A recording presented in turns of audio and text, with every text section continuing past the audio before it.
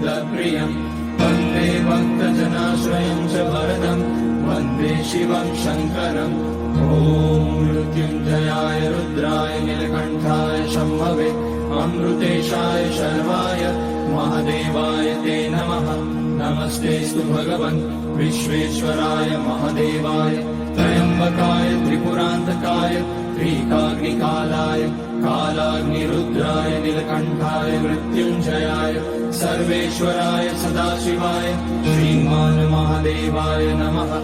ॐ नमः शम्भवाय च मयोभवाय च नमः शङ्कराय च मयस्कराय च नमः शिवाय च शिवतराय च ॐ त्र्यम्बकं यजामहे सुगन्धिं पुष्टिवर्धनम् उर्वारुकमिव बन्धनान् मृत्योर्मुक्ष्यमामृतात् नागेन्द्रहाराय त्रिलोचनाय